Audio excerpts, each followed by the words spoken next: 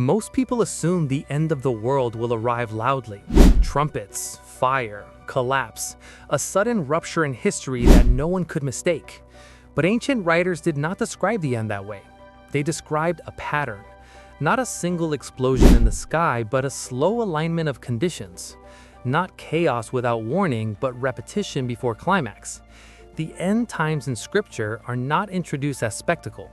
They are introduced as recognition, a convergence of moral, spiritual, and societal patterns that have appeared before, only this time simultaneously and globally. The Bible does not begin Revelation with dates. It begins with behaviors. Before beasts rise, hearts harden. Before seals break, trust erodes. Before trumpets sound, deception becomes normal. The timeline is hidden not because it is secret, but because it unfolds through familiar human responses. This is why every generation has believed it might be the last. Not because they misunderstood prophecy, but because they recognize the pattern. The end does not begin with destruction, it begins with drift. Long before apocalyptic imagery appears, Scripture speaks of something quieter, a cooling. Jesus describes it plainly: love growing cold, deception increasing, many turning away not out of rebellion, but exhaustion. That is the first marker in the hidden timeline, not catastrophe, fatigue. When truth becomes negotiable and conviction becomes inconvenient, the groundwork is laid. Not for fire, but for influence. The end times began where clarity fades and comfort becomes priority. Ancient prophets described it differently but observed the same pattern. Isaiah spoke of people calling evil good and good evil. Daniel described kingdoms rising not merely by strength, but by persuasion. Paul warned Timothy not about war first, but about itching ears, people selecting teachings that soothe rather than confront. The timeline is begun internally before it manifests externally. Then comes consolidation. Throughout Scripture, whenever corruption intensifies, power centralizes. In Babel, humanity unites around a single vision without accountability.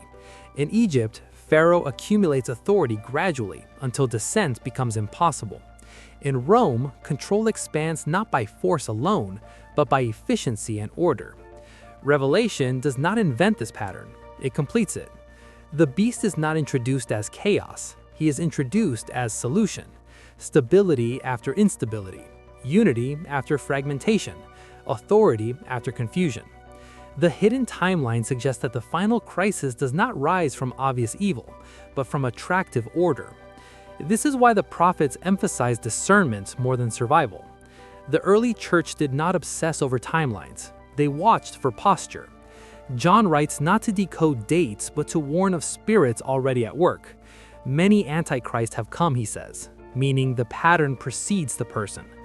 Before the final figure appears, the mindset appears. Before the mark becomes literal, allegiance becomes subtle. Before persecution becomes violent, it becomes cultural. The timeline is layered. First, moral ambiguity. Then, spiritual compromise. Then, ideological unification. Only after that does visible opposition to faith become normalized.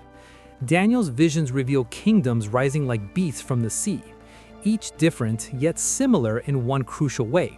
They demand loyalty beyond conscience. The hidden pattern in every empire is not its strength, but its appetite.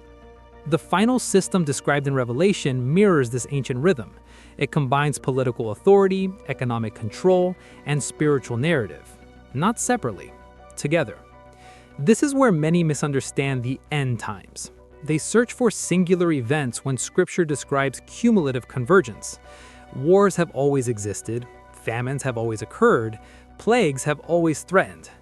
Jesus lists these not as proof, but as beginnings. Birth pains, not the birth itself. Birth pains intensify. They shorten, they increase in frequency. That is the timeline. Not the presence of crisis, but the acceleration of it.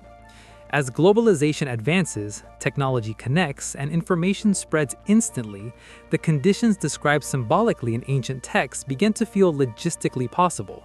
A mark affecting buying and selling, a voice heard globally, a system influencing every tribe and nation.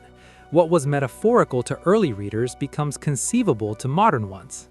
But again, the timeline is not technological first, it is spiritual. Paul writes of a man of lawlessness who exalts himself above all that is called God. Yet before that figure appears, he says, something must occur, a falling away. The hidden sequence places apostasy before revelation. People do not reject truth overnight. They reinterpret it slowly. They dilute it gently.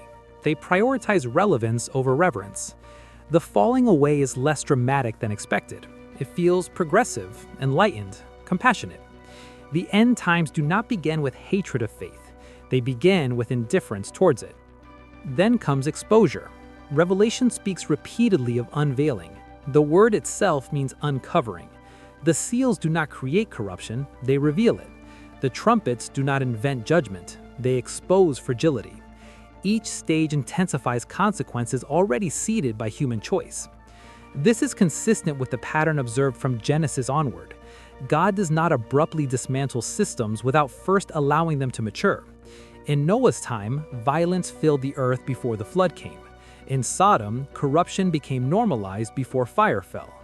Judgment in Scripture follows saturation.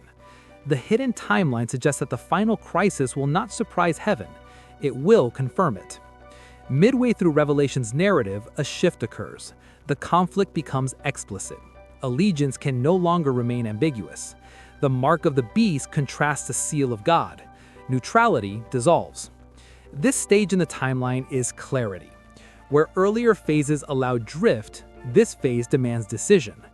The dragon, the beast, and the false prophet form a counterfeit trinity, imitation rather than invention. That detail matters.